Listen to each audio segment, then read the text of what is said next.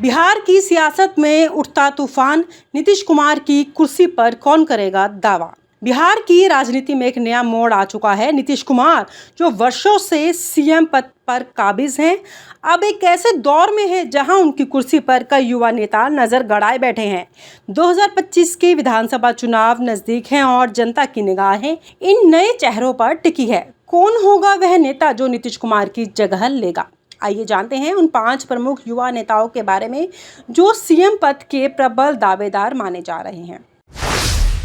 तेजस्वी यादव, लालू यादव की विरासत के उत्तराधिकारी। तेजस्वी यादव राष्ट्रीय जनता दल आरजेडी के नेता और पूर्व उप मुख्यमंत्री बिहार की राजनीति में एक प्रमुख चेहरा बन चुके हैं। 2020 के विधानसभा चुनाव में उन्होंने महागठबंधन का नेतृत्व किया और आरजेडी को सबसे बड़ी पार्टी बनाया। हाल ही में हुए सर्वेक्षण में उन्हें सीएम पद के लिए सबसे लोकप्रिय उम्मीदवार बताया गया है। उनकी युवावस्था, राजनीतिक अनुभव और जनता के बीच लोकप्रियता उन्हें इस दौर में आगे बढ़ा सकती है। सम्राट चौधरी बीजेपी का ओबीसी चेहरा। सम्राट चौधरी वर्तमान में बिहार के सीएम और बीजेपी के सीनियर लीडर हैं।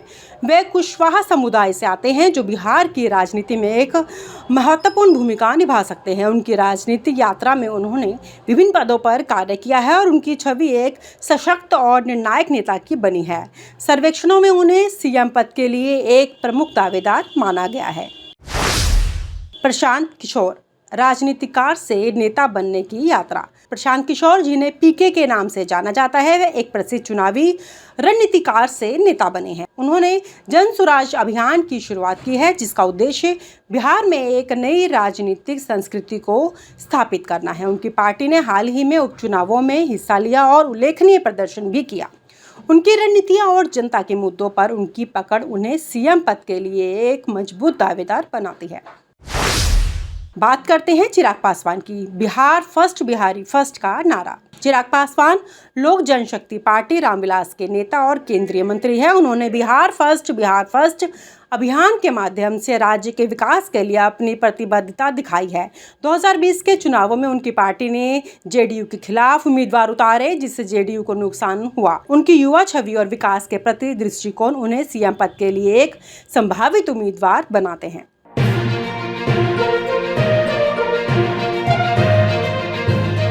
आज हम बात करेंगे बिहार की सियासत के एक ऐसे पहलू की जो बहुत जल्द सामने आ सकता है। ये है नीतीश कुमार और चिराग पासवान का नरेंद्र मोदी और उनकी भाजपा से बदला लेने की संभावना, जो अगले बिहार विधानसभा चुनाव में दिख सकती है। इस वीडियो में हम सिर्फ तथ्यों पर आधारित जानकारी देंगे। नीतीश और चिराग का भाजपा से मतभेद। नीतीश कुमार और नरेंद्र मोदी का रिश्ता लंबे समय से गठबंधन पर टिका है। नीतीश की पार्टी जनता दल यूनाइटेड और भाजपा ने 2005, 2010 और 2020 के बिहार विधानसभा चुनाव साथ मिलकर लड़े। 2020 में एनडीए को 125 सीटें मिली, जिसमें भाजपा को 74 और जेडीयू को 43 सीटें मिली। लेकिन इस चुनाव में जेडीयू की सीटें 2015 के 71 से कम हो गई। नीतीश को मुख्यमंत्री बनाया गया, पर भाजपा का वोट शेयर 19.5% से जेडीयू के 15.4 से ज्यादा था। इससे नीतीश को लगा कि भाजपा बिहार में अपनी पकड़ मजबूत कर रही है। पिछले कुछ सालों में नीतीश और भाजपा के बीच तनाव की खबरें आईं। 2013 में नीतीश ने मोदी के पीएम उम्मीदवार बनने का विरोध में एनडीए छोड़ दिया था, पर 2017 में वापस आए।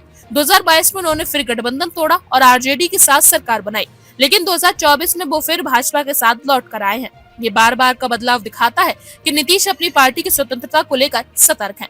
चिराग पासवान का मामला अलग है। उनके पिता रामविलास पासवान भाजपा के पुराने सहयोगी थे और केंद्र में मंत्री रहे, लेकिन 2020 में चिराग ने अपनी लोक जनशक्ति पार्टी के साथ एनडीए से अलग रास्ता चुन लिया।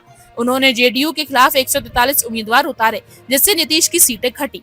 चिराग को सिर्फ एक सीट मिली, पर उनका वोट शेयर 5.7% रहा।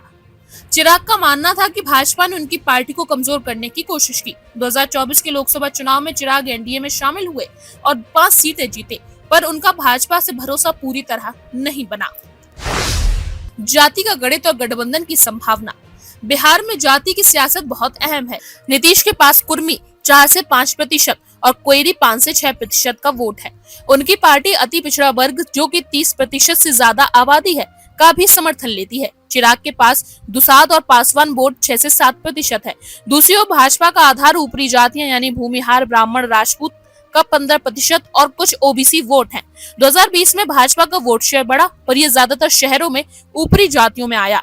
अगर नीतीश और चिराग साथ आते हैं तो उनका वोट आधार मजबूत हो सकता है। मान लीजिए अगर चुनाव 2025 या 2026 में होता है तो दोनों मिलकर अपनी पार्टियों के core vote Kurmi, Koeri, EBC और पासवान को एकजुट करते हैं। इसमें तेजस्वी यादव की आरजेडी भी शामिल हो सकती है, जिसके पास यादवों का 14% और मुसलमानों का 17% वोट शेयर है। 2020 में आरजेडी को 23.1% वोट मिले थे। अगर ये तीनों साथ आए तो उनका वोट शेयर 45% तक पहुंच सकता है, तो भाजपा के लिए मुश्किल होगा। पिछले चुनावों में एनडीए का वोट शेयर 41.5% था। अगर नीतीश और चिराग भाजपा से अलग हो जाएं, तो एनडीए का वोट घटकर 20 से 25% तक रह सकता है। ये गठबंधन गांवों पर फोकस करेगा, जहां बिहार के 70% वोट रहते हैं। 2020 में ग्रामीण इलाकों में विपक्ष मजबूत था और ये नया गठबंधन उस ताकत का इस्तेमाल कर सकता है। भाजपा की कमजोरी। भाजपा की ताकत नरेंद्र मोदी की लोकप्रियता और संगठन है। 2019 के लोकसभा चुनाव में एनडीए ने बिहार की 39 सीटें जीती, लेकिन विधानसभा चुनाव में स्थानीय मुद्दे, बेरोजगारी, बाढ़ और पलायन हावी होते हैं। 2020 में एनडीए जीता पर विपक्ष को 110 सीटें मिली, जो दिखाता है कि भाजपा अकेले कमजोर हो सकती है। एक तथ्य यह भी है कि मोदी के बयानों का असर बिहार में कम हुआ। 2015 में उनके जंगल राज वाले बयान से विपक्ष को फायदा हुआ था।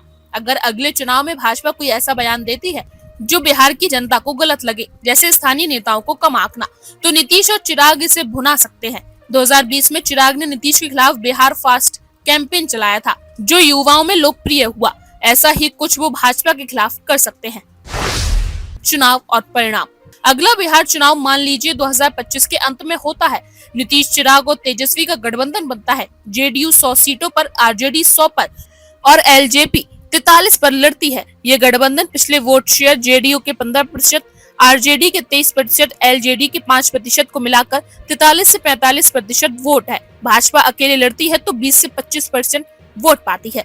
नतीजे आते हैं। गठबंधन को 150 से 160 सीटें मिलती हैं, जो 243 में बहुमत से ज्यादा है। भाजपा 50 से 60 सीटों पर सिमट जाती है। नीतीश मुख्यमंत्री बनते हैं, चिराग को केंद्र का मौका मिलता है और तेजस्वी सरकार में शामिल होते हैं। ये हार मोदी और भाजपा के लिए झटका होती है, क्योंकि बिहार उनकी रणनीति का अहम हिस्सा है।